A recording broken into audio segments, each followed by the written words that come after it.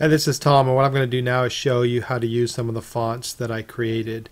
And these right here are actually some characters I created. I was playing around to see what that looked like, and to show you that, you know, even though you're using the font creation tool, your fonts don't necessarily need to be letters. So let's go ahead and look at what we got real quick. So I've got some miscellaneous fonts here, and you can see some arrows, check mark, all that stuff. I've got some call out boxes.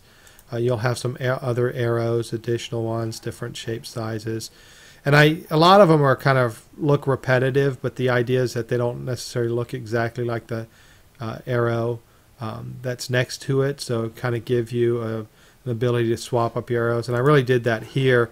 So, you know, I've used these circles and different lines and underlines, and you can use those to highlight things. And so even though they're all, like in this case, this whole row is underlined, they're still slightly different lines, so it'll look a little more like it's organic, or that it's not a copied line that you're using over and over again. So let's go ahead and see how this looks. So typical of like an e-learning course, you might have an image or something like this, and then adding a handwritten font really helps it pull out some of the content, so it gives a more personal touch. So maybe you're going to do something like this, and you're going to focus on, you know, dairy products. Right, so you've got your dairy products here, and you're going to do this. Now you want an arrow.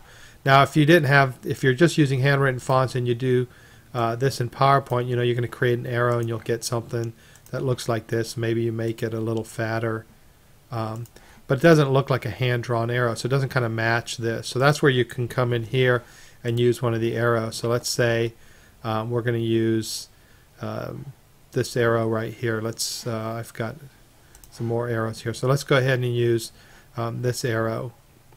Let's see, we'll take this arrow here.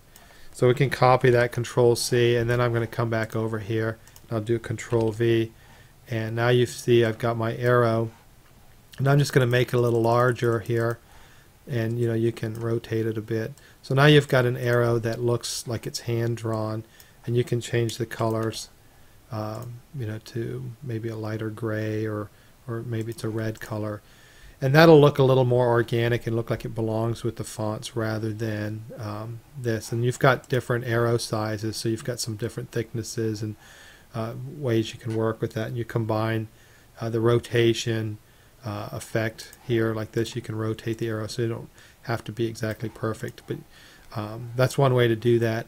Then the other thing is here, for example, we've got some text and we want to do a text bubble here. So I've got one built, so we'll just go ahead and Control C that. We can take the text bubble, Control V it, and it's a font, so the only thing I need to do is just increase the size of it, and you know, you can play around with that, and then you've got your text bubble, and then we just take the text here and we'll move it, and now you've got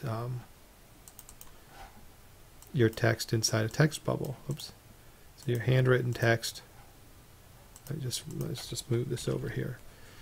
Okay, so we're just going to move this over. So you've got your handwritten text inside a text bubble.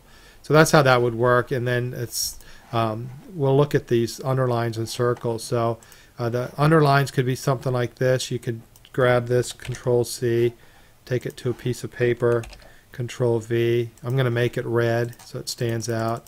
And then you know, I can underline it here, so I can underline a part of the document. And then I've created, if you look at that, multiple versions of the underline, so again it looks a little more organic. And the other option you have is here, like the circle tool, so you can grab that and we can paste that, and then what we would do is just let's make that red as well, and then we've got that, and we can circle parts of the screen. So maybe we're going to circle, you know, credit card here. And so that's how that would work. So hopefully you can get some value out of those fonts.